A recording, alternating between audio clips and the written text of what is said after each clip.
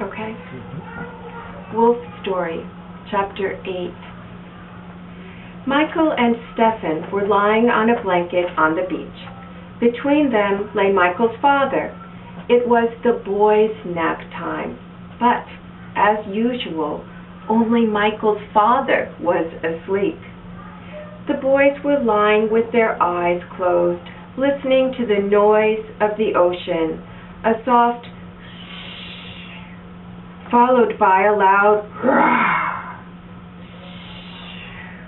Roar. The was made by weary old waves as they slipped out to sea after trying to climb clear up to the beach and onto the blanket with Michael and Stefan. As each thin old wave slid down the sandy slope away from the beach, it ran smack into a fat new wave coming toward the beach.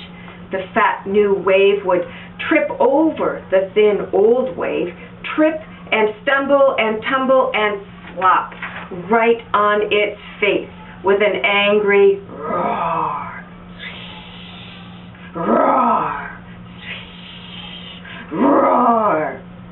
Right beside the two boys, Michael's father was making a similar noise, going. Sometimes the noises would get mixed up and go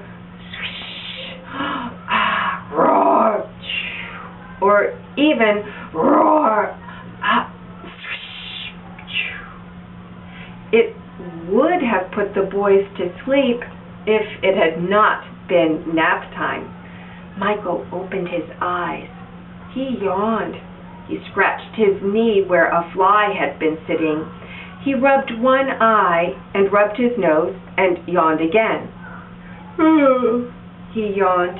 Then he rolled over on his side and propped himself up on one elbow. "Steffi," he whispered. Stefan opened one eye and whispered, "What?" "You asleep?" said Michael. Stefan opened the other eye, thought for a moment and said, "No." "Let's play a game," whispered Michael. "Your father said to be quiet till rest is over," whispered Stefan. "But my father is asleep," whispered Michael. "I am not," said his father, opening his eyes. "Daddy, you were," cried Michael, "but I'm not now." "Good," said Michael. "Then you can play a game too." "Oh, fine," said Michael's father. "Goody, goody," cried the boys. "You were quiet while I took my nap. I'll play a game with you. What shall we play? Tag? Hide and seek?" "Bunnies and the wolf," cried both boys, dancing happily in the sand. "Bunnies and the what?" said Michael's father. "The wolf," cried the two boys.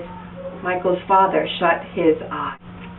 "Please, please, please," said Michael, crawling on top of his father.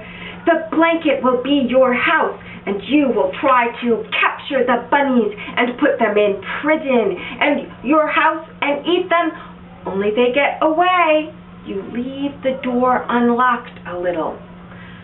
"Get your sandy foot out of my mouth," said Michael's father. "Look out, he's a wolf," cried Stefan, and pulled Michael away. "I am not," said Michael's father. "Anything else, not a wolf." Soon they were playing Bunnies and the Fox. The bunnies, Michael and Stefan, would dance around the blanket singing, "Yeah, yeah, yeah, you can't catch me," until suddenly the fox, Michael's father, would reach out and grab a bunny and drag him into the house and put him in the icebox. But as soon as the fox turned his back, the bunny would escape, shouting, "Yeah, yeah, yeah, you left the door unlocked." After the bunnies had been caught about 20 times, Michael's father said, "Well, boys, we'd better start home now." "No," cried Michael, "not so soon." Stephen didn't say anything, but he looked very unhappy. You have been such good boys. We can get ice cream or popcorn to eat on the way home, said Michael's father. Yeah! cried the boys, forgetting how much they hated to leave the beach and thinking only of ice cream and popcorn. As they drove home, Michael's father picked up the story where Waldo the wolf ran into the forest. Jimmy Tractor Wheel carried Rainbow the hen all the way home on his shoulder, said Michael's father. And when they arrived at the Tractor Wheel farm, Jimmy's mother and father and brothers were in the yard, and they all cheered, "Hurrah! Hurrah!" and shouted, "Good boy, Jimmy!" and "Welcome home, Rainbow!" Jimmy wanted to tell his brothers that he would rather have had their help in finding Rainbow than all this cheering afterward, but he said nothing.